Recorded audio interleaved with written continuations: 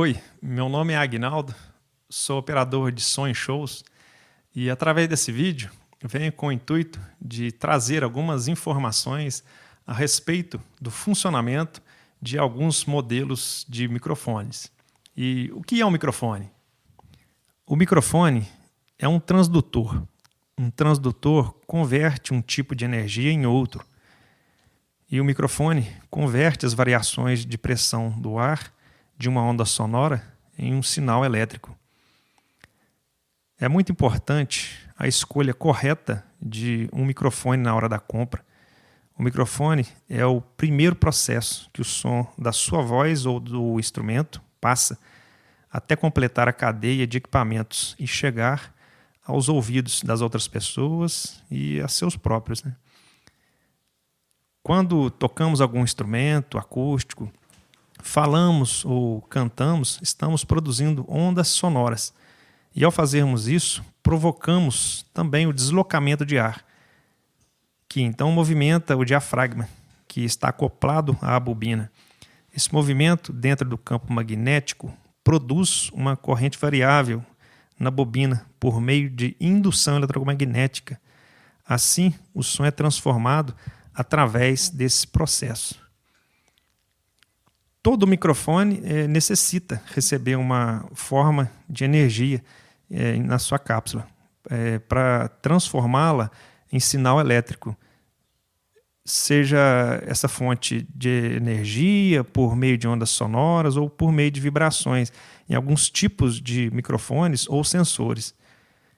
Os dois tipos mais comuns são os microfones dinâmicos, como o que acabamos de ver, que utilizam uma bobina de fio suspensa em um campo magnético, e os microfones de condensador, que utilizam a vibração do diafragma como um condensador de placa. Vários tipos de microfones são usados hoje em dia, que empregam métodos diferentes para converter as vibrações da pressão do ar de uma onda sonora em sinal elétrico. Existe até esse tipo aqui, que é o hidrofone. Ele é utilizado em líquidos e permite a escuta de sons por meio de vibrações debaixo d'água. Os microfones são usados em diversas aplicações, como telefones, em aparelhos auditivos, em shows, palestras, produções de filmes, nas rádios e nos megafones. Onde surgiu? Quem inventou o primeiro microfone?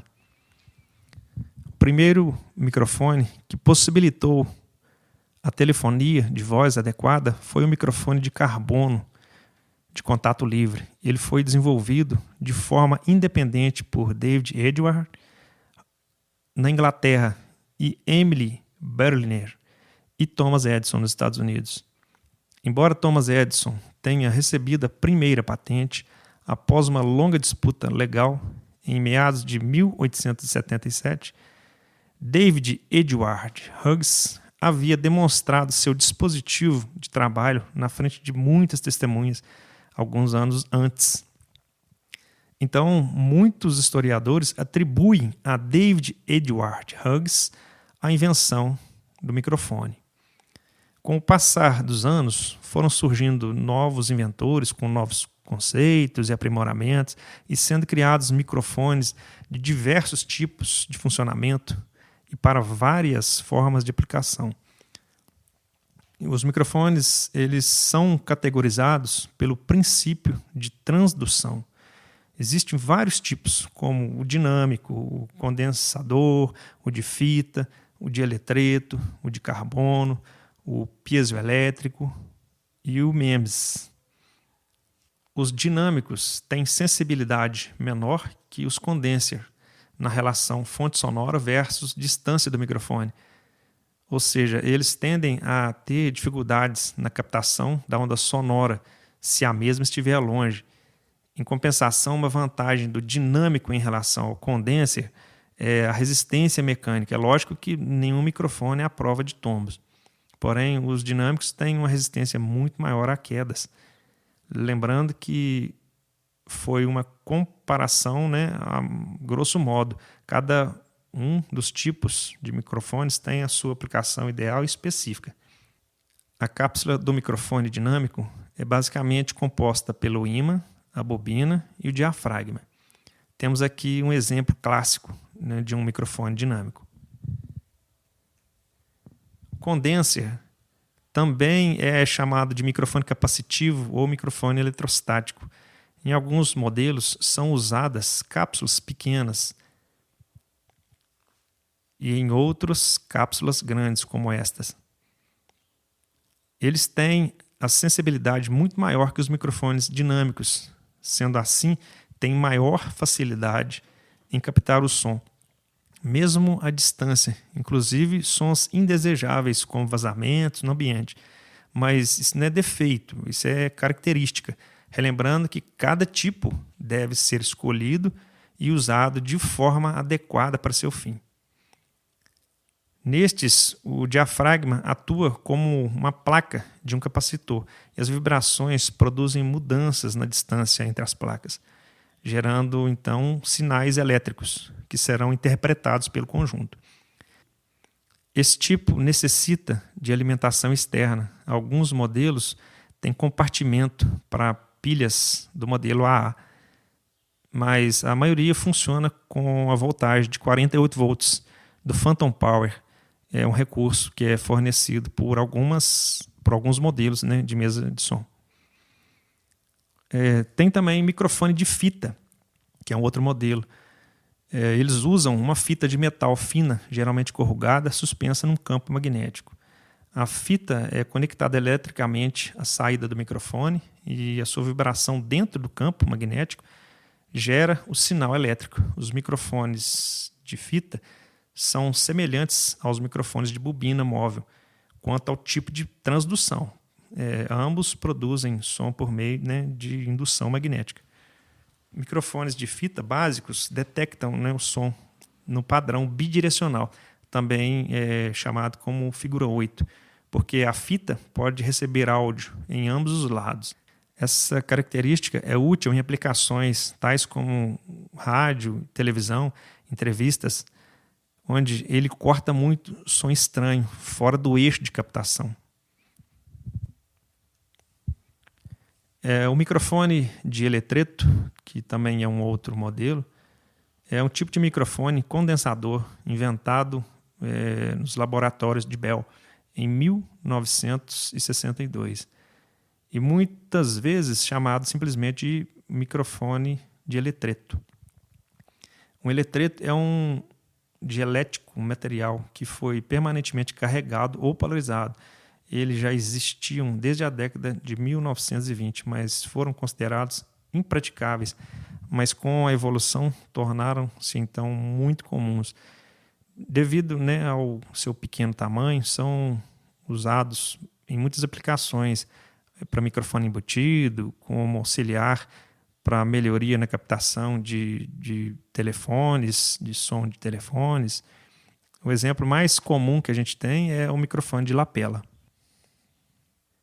O microfone piezoelétrico usa o fenômeno da piezoeletricidade, a tendência de alguns materiais para produzir a tensão quando submetido à pressão para converter vibrações num sinal elétrico. É o mesmo princípio usado no trigger da bateria para captar o som por vibração. Esse tipo de dispositivo é frequentemente usado para instrumentos acústicos, para performance ao vivo ou para gravação de sons ambientes incomuns debaixo d'água, por exemplo. É o caso, né, do hidrofone, que a gente já viu anteriormente. Os microfones MEMS, ou seja, Micro Electrical Mechanical System, né, que quer dizer sistema elétrico micromecânico, também é chamado de microfone de chip. Um diafragma sensível à pressão é gravado diretamente em uma placa de silício por técnicas de processamento MEMS. Geralmente é acompanhado de um pré-amplificador integrado. A maioria dos microfones MEMS são variantes do design do microfone condenser. Os microfones MEMS digitais têm circuito de conversor analógico digital. integrados no mesmo chip, tornando o chip um microfone digital e, portanto, mais facilmente integrado com produtos digitais modernos. Eles não utilizam magneto e são muito mais complexos do que os microfones tidos como convencionais. Os microfones MEMS usados nos telefones, nos controles remotos, com comando de voz, etc. Existe também um microfone de carbono. O microfone de carbono foi o primeiro microfone criado.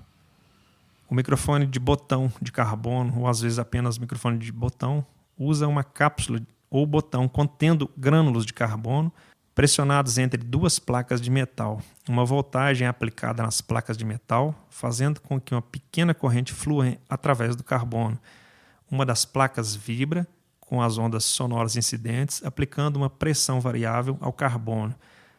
A mudança de pressão deforma os grânulos, fazendo com que a área de contato entre cada par de grânulos adjacente mude. E isso faz com que a resistência elétrica da massa de grânulos mude. As mudanças na resistência causam uma mudança correspondente na corrente que flui pelo microfone, produzindo sinal elétrico. Microfones de carbono já foram comumente usados em telefones, só que eles têm reprodução de som de qualidade extremamente baixa e uma faixa de resposta de frequência muito limitada. E nos microfones a gente tem também padrões polares, que é uma outra característica muito importante, padrão polar ou diretividade. Este parâmetro indica o quão ele é sensível a sons que chegam em diferentes ângulos em torno do seu eixo central. O padrão polar de um microfone é geralmente considerado de forma tridimensional. Ele tanto capta como rejeita de forma tridimensional, podendo então ser nos padrões omnidirecional, meio omnidirecional, cardioide, meio cardioide, supercardioide, hipercardioide, bidirecional ou ainda variável, que é o modelo que contém praticamente todas essas figuras anteriores. Nos unidirecionais, a sua característica principal é captar sons vindos de encontro à frente do microfone e cancelar os sons vindos nas partes traseiras, transversais, conforme o padrão polar. Esse recurso favorece o aumento considerável do volume do som deste microfone antes da realimentação, que é o fator que provoca a microfonia. E para que aconteça esse cancelamento, existem aberturas nas laterais e transversais para que o som entre e empurre para fora a cápsula, provocando assim uma pressão negativa e cancelando parte dos sons indesejados. O padrão polar da família cardioide reduz a captação transversal e ou traseira, ajudando a evitar o feedback, a realimentação dos monitores, diminuindo assim a possibilidade de microfonia. Um microfone hipercardioide é semelhante ao cardioide, mas com uma contribuição ligeiramente maior em forma de 8, levando uma área mais estreita de sensibilidade frontal e um lóbulo menor de sensibilidade na traseira. Um microfone supercardioide é semelhante a um hipercardioide, exceto que há mais captador frontal e menos captador traseiro. Os bidirecionais, também conhecidos como figura 8, recebem o som igualmente de frente e de trás do elemento. A maioria dos microfones de fita eles têm esse padrão. Um microfone bidirecional tem 2 ângulos para a captação. As características são iguais tanto na captação pela frente e pela parte traseira do microfone. O som é perfeito nos 2 lados, mesmo com a parte de trás do lóbulo captando o som fora de fase. Ele é bem utilizado nas rádios e entrevistas, onde o repórter e o entrevistado ficam frente a frente. Os omnidirecionais. Omni em latim quer dizer todos, ou seja, em todas as direções. Os microfones omnidirecionais, ao contrário dos cardioides, não empregam cavidades ressonantes e, portanto, podem ser considerados os microfones mais puros, em termos de baixa coloração. Eles acrescentam muito pouco ao som natural, sendo sensível à pressão. Eles também podem ter uma resposta de baixa frequência mais plana. Os microfones também possuem uma característica elétrica chamada de impedância, que é medida em ohms, que depende do projeto. Em microfones passivos, esse valor está relacionado à impedância da bobina ou do mecanismo semelhante. Baixa impedância é considerada abaixo de 600 ohms. A impedância média é considerada entre 600 e 10 kΩ. A alta impedância está acima de 10 kΩ. A maioria dos microfones profissionais são de baixa impedância, cerca de 200 ohms ou menos. Microfones de baixa impedância são preferidos em vez de alta impedância por duas razões. Uma é que usar um microfone de alta impedância com cabo longo resulta em perda de sinal de alta frequência devido à capacitância do cabo, que forma um filtro passa-baixa com a impedância de saída do microfone. A outra é que cabos longos de alta impedância tendem a captar mais ruído e possivelmente também RFI, que é interferência de radiofrequência. Nada será danificado se a impedância entre o microfone e o outro equipamento for incompatível. O pior que pode acontecer será uma redução no sinal ou mudança na resposta de frequência. A alta impedância do microfone de cristal o deixa muito suscetível a ruídos de manuseio, tanto no próprio microfone quanto no cabo de conexão. Então, pessoal, espero que esse vídeo sobre microfones tenha sido útil e esclarecedor em algum ponto. E muito obrigado e até uma próxima.